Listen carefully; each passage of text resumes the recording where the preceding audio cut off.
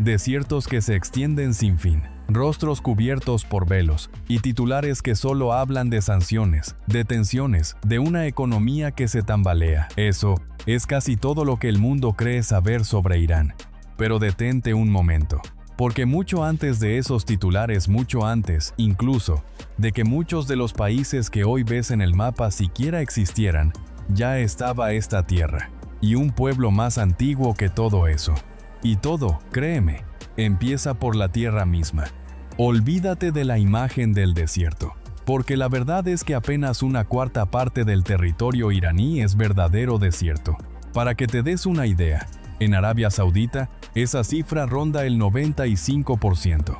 El norte de Irán no es arena dorada, sino bosques de un verde profundo que se extienden a lo largo del mar Caspio, el mayor cuerpo de agua cerrado del planeta. La niebla flota entre los árboles, la lluvia cae constante, y los pueblitos se acomodan en laderas cubiertas de verde. Nadie asociaría este paisaje con las palabras Medio Oriente. Y aquí viene lo más sorprendente. En un mismo día, puedes esquiar en las montañas nevadas del norte por la mañana y nadar en el cálido mar del sur por la tarde. Este es un país que viste varios climas al mismo tiempo. Nieve, bosque, mar y desierto, todos dentro de una sola frontera. 90 millones de personas viven aquí, casi 4 veces la población de toda la zona metropolitana de la Ciudad de México. Uno de los países más extensos de Asia Occidental, asomado tanto al mar Caspio, en el norte, como al Golfo Pérsico, en el sur, justo en el cruce de las civilizaciones. Pero para entender de verdad a Irán, hay un malentendido aún más grande que el del desierto, y debemos aclararlo primero. Y está, precisamente, en el nombre mismo del país. Los iraníes no son árabes, hay que decirlo con claridad, porque es el error más común de todos. Sí, Irán está en Medio Oriente. Sí, la mayoría de su población es musulmana, pero su idioma, el persa, el farsi, pertenece a la familia indoeuropea, primo lejano del español que estás escuchando, y no al árabe, que es una lengua semítica. El propio nombre, Irán, significa tierra de los arios. Estos son los herederos de una de las civilizaciones más antiguas de la humanidad, el Imperio Persa, que hace 2500 años se extendía por 3 continentes. Fue el imperio de Ciro el Grande, quien, según creen muchos historiadores, dejó una de las primeras declaraciones de derechos humanos de la historia, grabada en un cilindro de arcilla. Cuando muchas otras tierras todavía vivían en la oscuridad, los persas ya construían caminos reales, sistemas de correo y jardines cuidadosamente irrigados en medio del desierto. Recuerda bien ese orgullo, porque explica casi todo sobre cómo los iraníes se ven a sí mismos. Pero si la historia antigua moldeó su alma, hubo un solo año que moldeó el país que son hoy, el año 1979. Antes de esa fecha, Irán era un reino, gobernado por un monarca, el Shah, una figura cercana a Occidente, que llevó al país hacia una modernización acelerada, pero llena de desigualdad y de represión. Entonces, una ola revolucionaria se levantó y lo arrastró. El reino de los reyes se convirtió en el estado de los clérigos.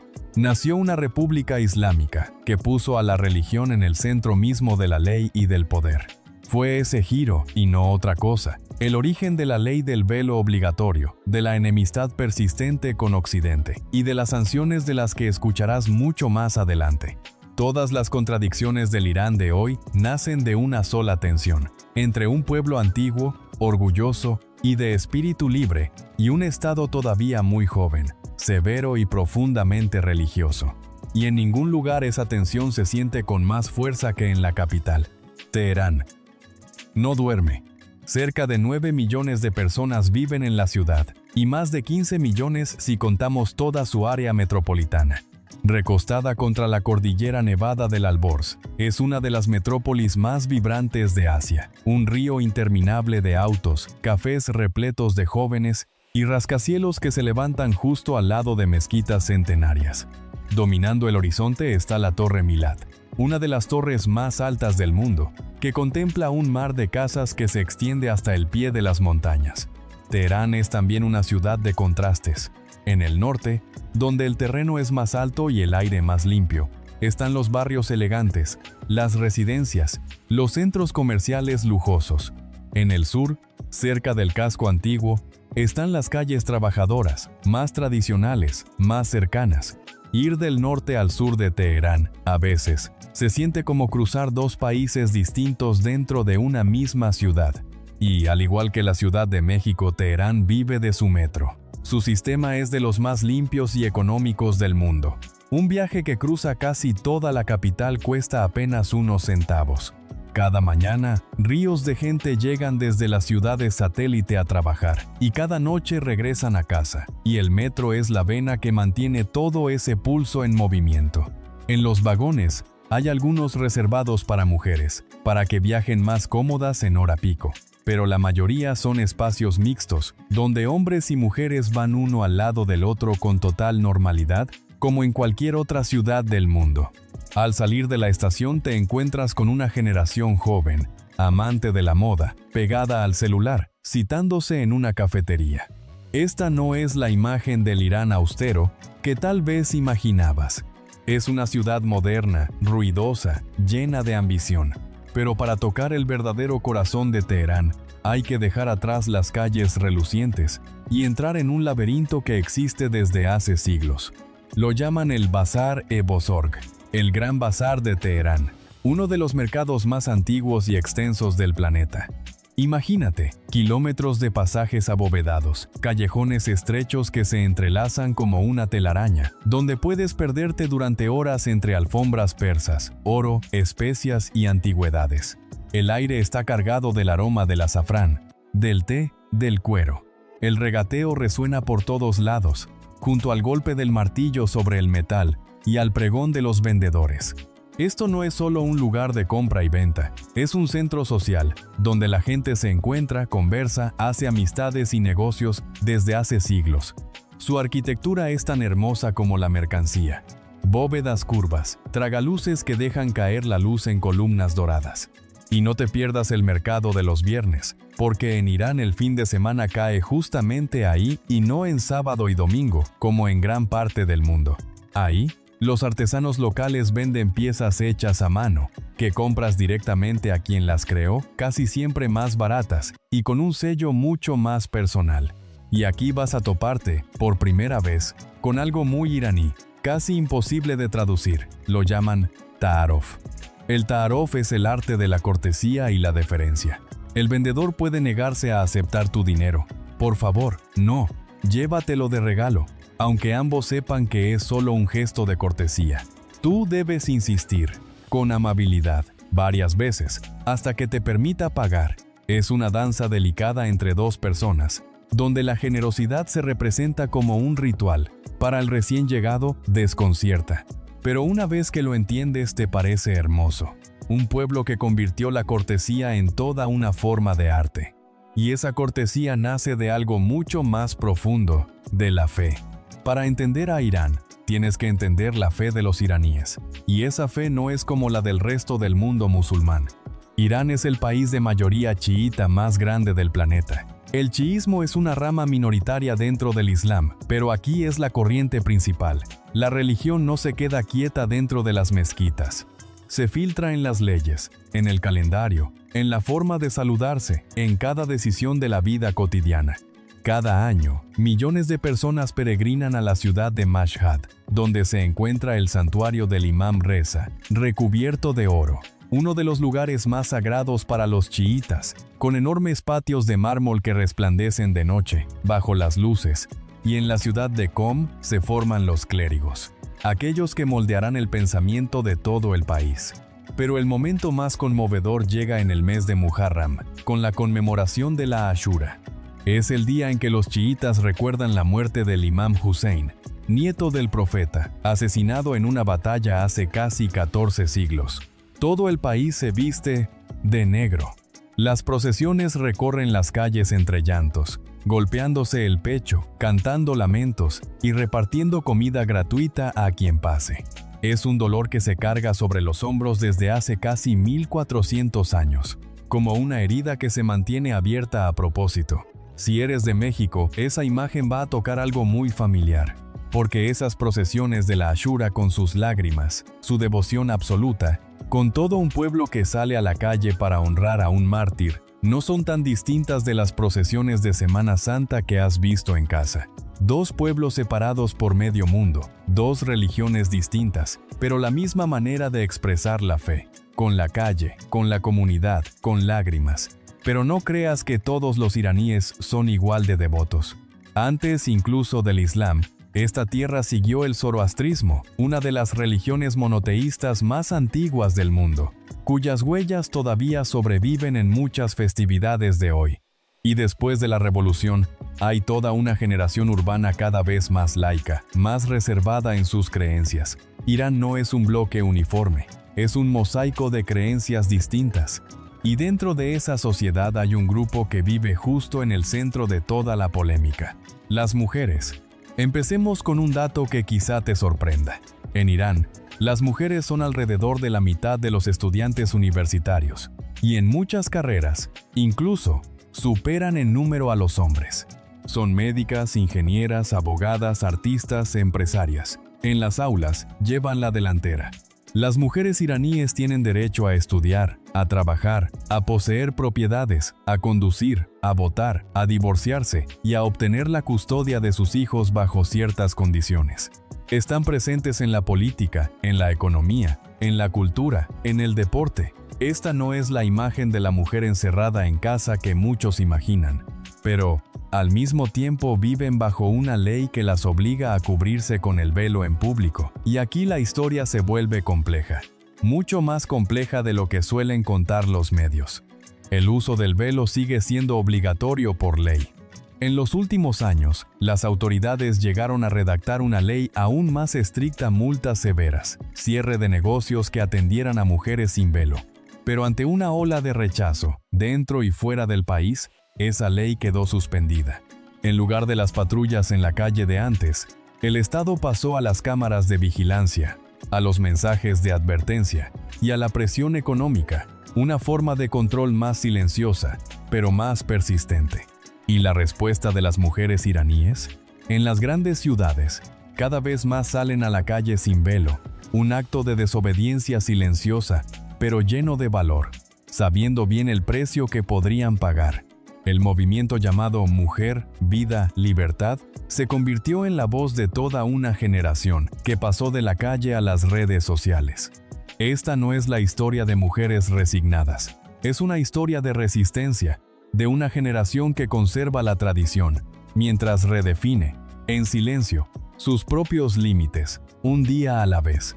La igualdad plena sigue siendo un camino largo por recorrer, y aún quedan muchas barreras para llegar a los puestos más altos. Pero nadie podría decir que las mujeres iraníes están calladas.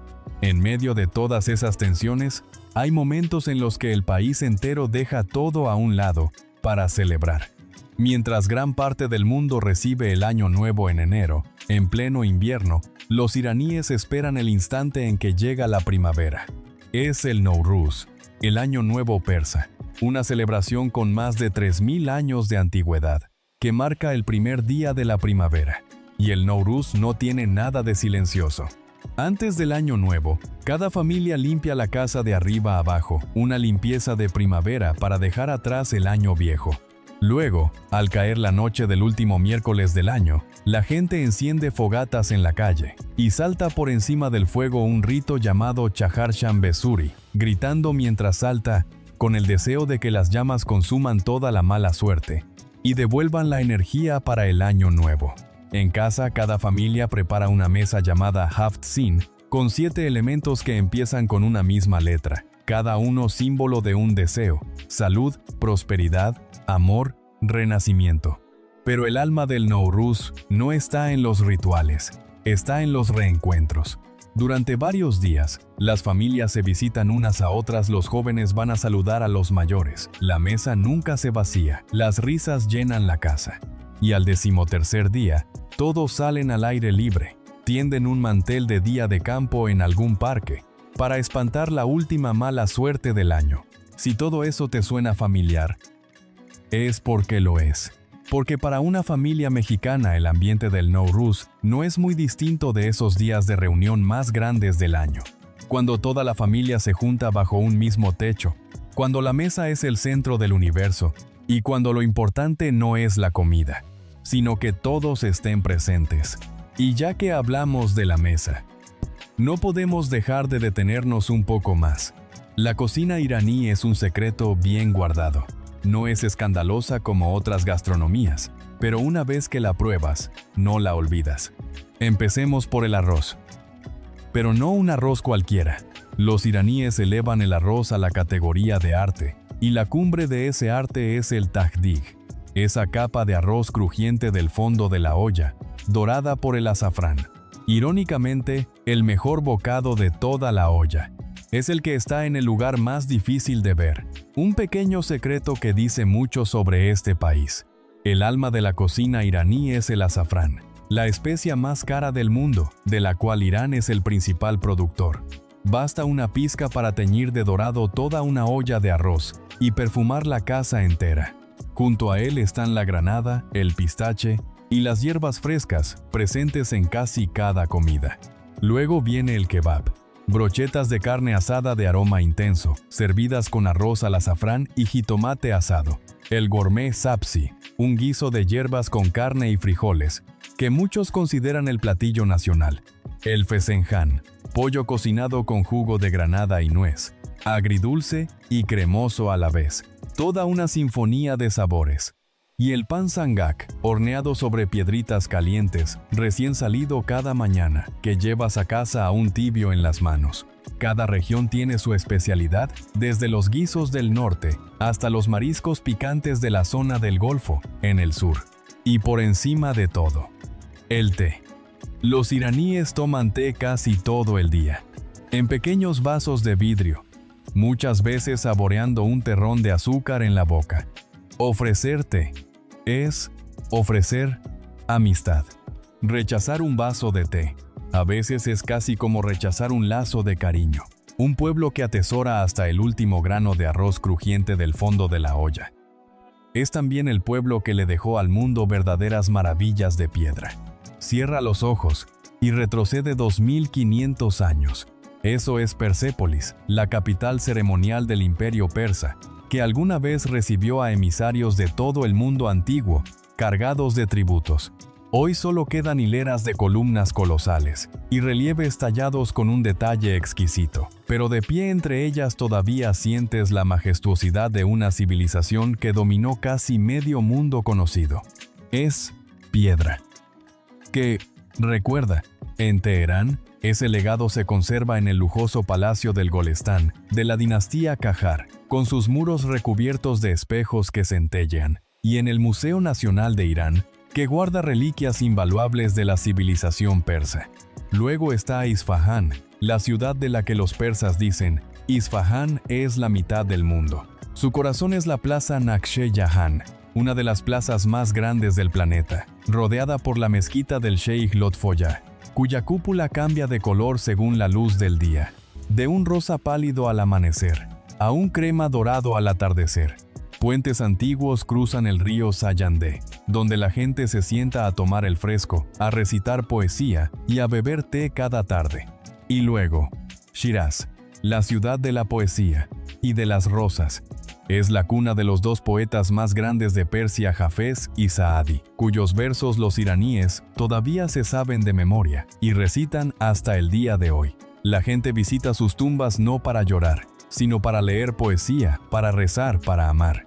Piénsalo, un pueblo que graba poemas en las tumbas, en lugar de solo grabar nombres. Para los iraníes, la poesía no es una materia de escuela, es la sangre misma de la vida, algo que llevan en el bolsillo y en el corazón. Y en la antigua ciudad desértica de Yazd, con sus torres de viento que atrapan la más leve brisa y su laberinto de casas de adobe color marrón dorado, descubres otro Irán más, uno donde la gente aprendió a convivir con el clima extremo desde hace miles de años, sin necesidad de electricidad. Pero si el patrimonio cuenta la historia del ser humano, la naturaleza de Irán cuenta una historia aún más antigua. ¿Recuerdas la promesa del inicio del video? ¿Que Irán no es un desierto? Empecemos por el norte. A lo largo del mar Caspio se extienden bosques primarios, húmedos, de un verde que dura todo el año, con la niebla colándose entre los árboles, un paisaje que nadie asociaría con Medio Oriente. Los iraníes vienen aquí cada verano para disfrutar del bosque y del mar, del aire fresco y de los sabores locales. Luego avanzas hacia el sur y el este, y el mundo cambia de color por completo. Son los desiertos de Kabir y de Lut, tierras vírgenes, misteriosas, con dunas inmensas y formaciones rocosas rojizas que el viento esculpió en figuras surrealistas a lo largo de millones de años. El desierto de Lut es patrimonio de la humanidad de la UNESCO y uno de los lugares más calientes jamás registrados sobre la superficie de la Tierra.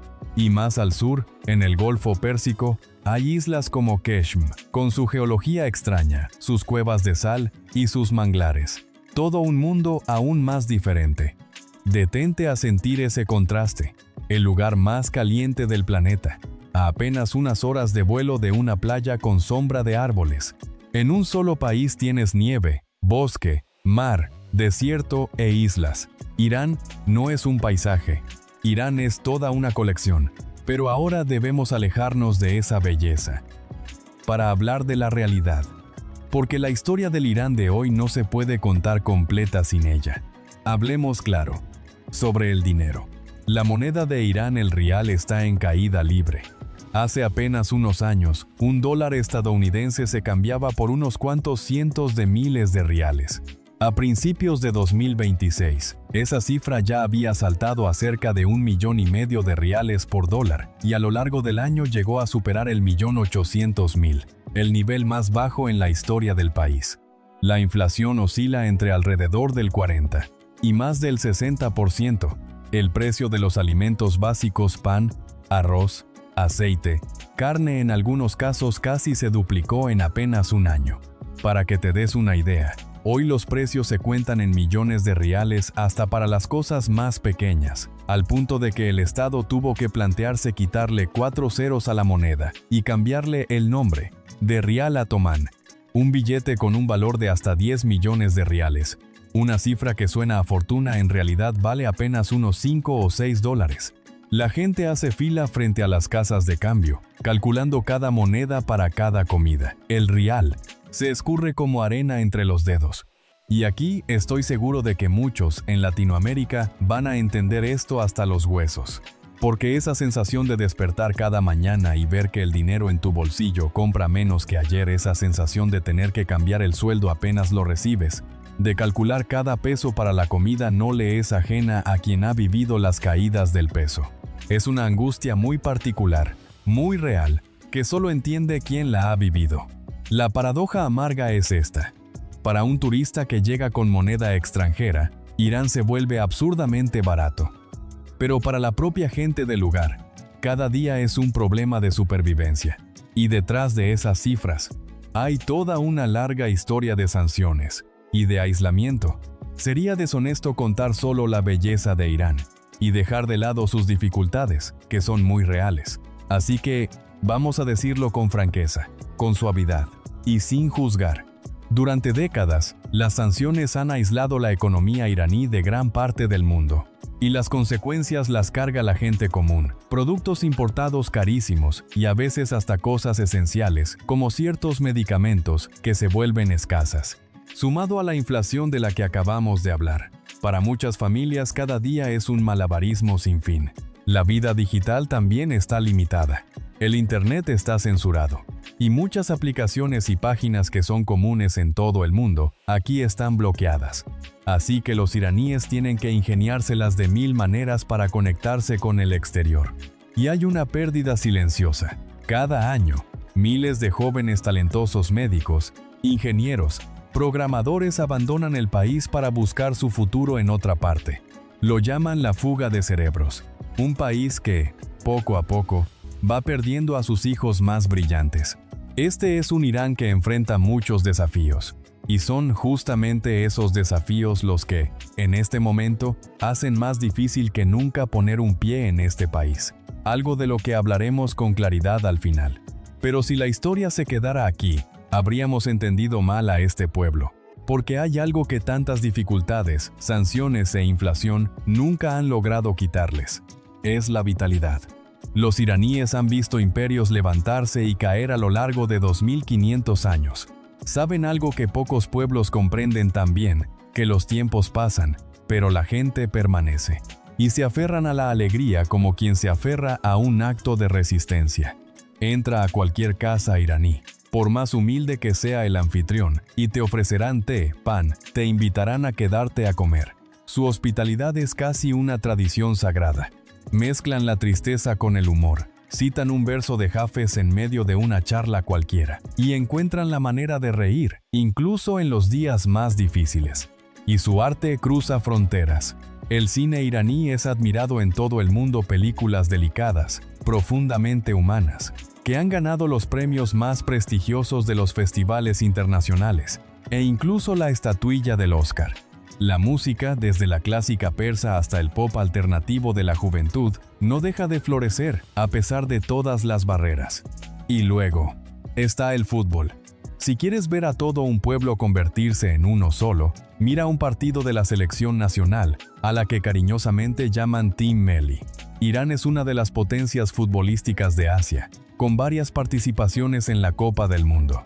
En las noches de partido grande, las calles se vacían, todas las miradas se clavan en la pantalla, y cuando el balón entra, el país entero estalla en un solo grito. Esa emoción, en Latinoamérica la entendemos mejor que nadie. Porque ese amor de los iraníes por el fútbol, el fervor, el orgullo nacional volcado entero en 90 minutos sobre la cancha, es justamente el mismo amor que deja sin aliento a México, a Argentina y a Brasil en cada Copa del Mundo. En las gradas no hay sanciones, no hay inflación, solo queda la alegría pura de la gente. Así que si algún día quisieras ver con tus propios ojos todo esto, la pregunta es, ¿puedes ir a Irán? Y aquí, tengo que ser honesto contigo. En este momento no es el momento de comprar un boleto. Irán atraviesa una etapa de mucha inestabilidad, y la mayoría de los países, Estados Unidos, Reino Unido, Canadá, Australia y muchos más, recomiendan hoy a sus ciudadanos no viajar hasta allá. El ingreso está restringido, y los vuelos internacionales siguen siendo irregulares. Si algún día piensas en hacer ese viaje, revisa siempre primero la recomendación de viaje más reciente del gobierno de tu país. Esta es la verdad, y mereces escucharla con claridad, no una invitación vacía. Pero recuerda esto, lo de hoy no es Irán para siempre. Hasta hace muy poco, Irán seguía siendo uno de los destinos más hospitalarios del planeta, donde los viajeros contaban, una y otra vez, que se sentían sorprendentemente seguros y bienvenidos invitados a comer a casa de desconocidos, guiados con paciencia en cada esquina. Y algún día, cuando regrese la calma, toda esa belleza seguirá ahí, esperándote. Porque esto es lo que hay que recordar. Ellos leían poesía cuando, en muchos lugares del mundo, todavía no se sabía escribir. Plantaron jardines verdes en medio del desierto. Y hoy, en medio de tantas dificultades, todavía le sirven un té caliente a un desconocido. El Irán de los titulares y el Irán de la vida real. Son dos países completamente distintos. Y ahora, tú ya conoces un poco al segundo. Gracias por acompañarme. Nos vemos en la próxima Tierra por descubrir.